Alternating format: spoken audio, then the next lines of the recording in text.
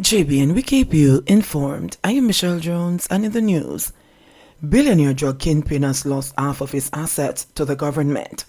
Please remember to subscribe, like, share, leave us a comment, and click the notification bell to receive our daily news items. A Jamaican drug boss who amassed a $1 billion portfolio of assets that included more than 24 luxury homes and cars has lost half of it to the government.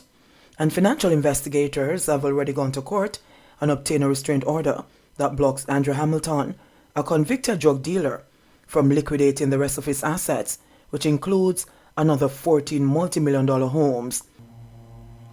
A penthouse suite and 2 apartments nestled in the upper-class neighborhood of Norbrook, St. Andrew, and a mansion in Ironshore, St. James, are among some 24 assets, worth a little more than $500 million, Hamilton recently forfeited to the government in compliance with an order by the Supreme Court.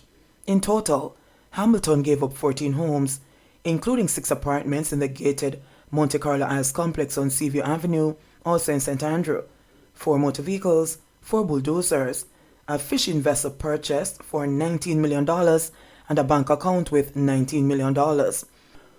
All the assets were acquired between 1998 and 2009 and registered to Hamilton, his relatives, including his elderly mother, friends and associates, according to the Financial Investigations Division FID, which sought the forfeiture order. The FID is the agency that enforces Jamaica's Proceeds of Crime Act (POCA), the legislation crafted to deprive criminals of their ill-gotten gains. The court order ends a 10-year legal fight by Hamilton to hold on to his assets, which FID confirmed are already in the possession of the state. Still, there are doubts among top law enforcement operatives that financial investigators know the full extent of Hamilton's asset portfolio. He is notorious for hiding his assets in other people's name, said one operative who requested not to be named. The FID is currently managing over $1.8 billion in assets forfeited to the government, including real estate, motor vehicles and cash, and over $1 billion in assets that have been restrained by the courts.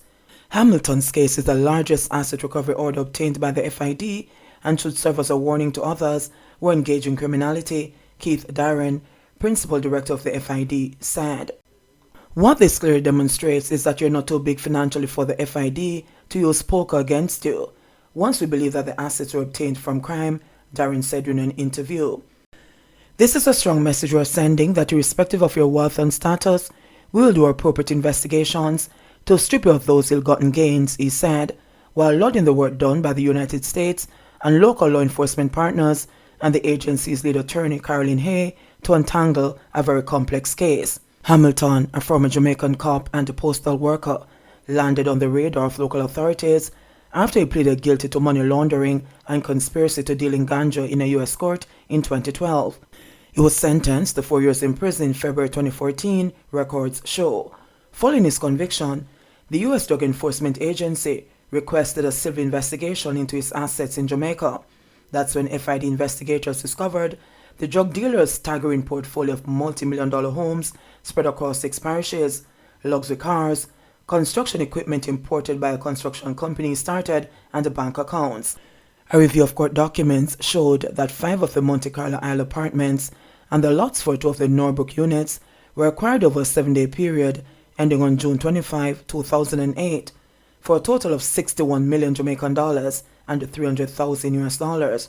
The others were acquired 2 days apart in March that year. The current market value for each of the Monte Carlo Isle apartments is just over $42 million, the FID disclosed. In December 2016, Hamilton and members of his family were arrested on money laundering charges, along with attorney Don Statchwaite, who is accused of fronting the purchasing of the properties for the convicted drug dealer.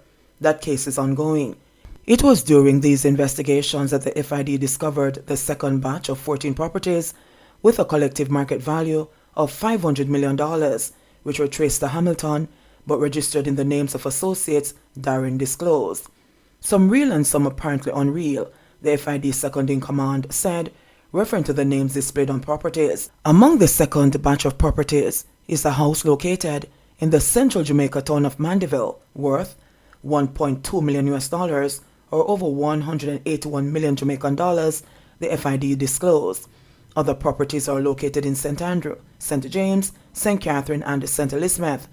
A restraint order was placed on the properties by the Supreme Court in 2019, Darren disclosed. JBN, we keep you informed.